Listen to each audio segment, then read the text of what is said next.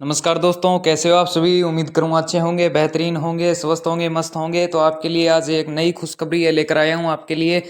CISF का जो है वो फॉर्म है वो अप्लाई स्टार्ट हो गया है। और हमारे टेलीग्राम और व्हाट्सएप ग्रुप को ज्वाइन करने के लिए इसके डिस्क्रिप्शन के अंदर लिंक है वो दिए गए हैं।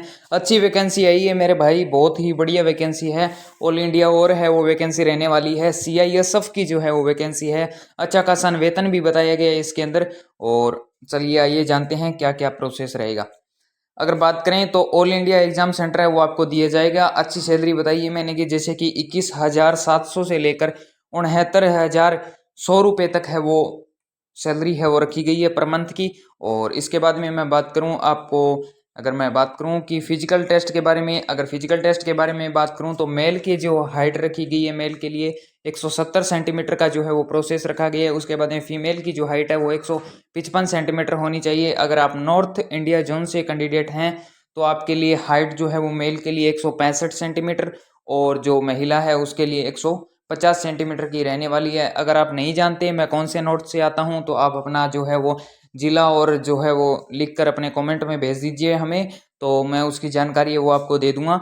अगर मैं रनिंग की बात करूं तो रनिंग में भी काफ़ी अच्छा है वो प्रोग्रेस देखा जा रहा है कि जो मेल कैंडिडेट है उसके 5 किलोमीटर की दौड़ है वो रहने वाली है, जो कि 24 मिनट में आपको जो है वो पूरी करनी होगी। और फीमेल कैंडिडेट है उसके लिए सिर्फ और सिर्फ 800 मीटर का ही है वो रखा गया है, जो कि 4 मिनट में जो है वो आपको पूरा करना होगा। और आपको पोस्ट की भी मैंने बता दी है कि काफ़ी अच्छी पोस्ट आई है, जो कि 1130 पोस्टें हैं वो आएगी। ये पोस्ट का नाम देखें कि जो है वो पोस्ट का नाम है वो फायरमैन के रूप में दिया गया है, जो कि फायरमैन है, जो कि सीआईएसएफ फायरमैन है।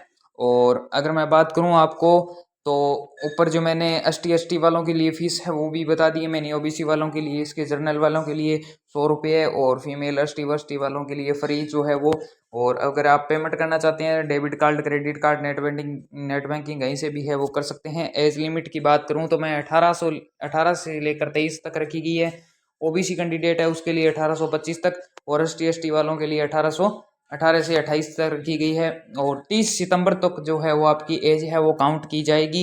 और अगर आपको एसटी वाले हैं तो 5 ईयर की छूट दी गई है। ओबीसी वालों के लिए 3 ईयर की जो है वो छूट दी गई है।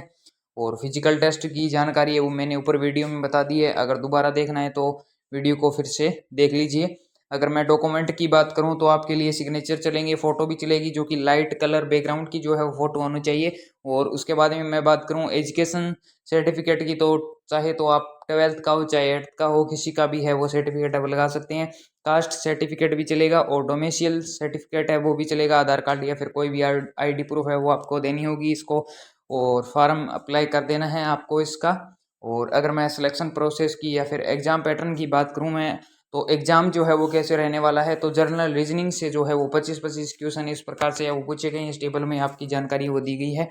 और टोटल जो 100 मार्क का जो है वो क्वेश्चन है, 120 मिनट का जो है वो रखा गया है, यानी कि 2 घंटे का जो है वो रखा गया है टाइम। और ऑब्जेक्टिव टाइप मल्टी ये जो है वो रहने वाला है टेस्ट। और अगर सिलेक्शन प्रोसेस की बात करूँ, रिटन एग्जाम होगा, उसके बाद में फिजिकल टेस्ट, उसके बाद में डॉक्यूमेंट वेरिफिकेशन होगा, उसके बाद में आपकी फाइनल मेरिट निकाल दी जाएगी। अगर आपने 10th या 12th है वो किसी भी बोर्ड से किया हो वो आपके लिए मायने है वो नहीं रखता है। और आप इसके एग्ज़ाम है वो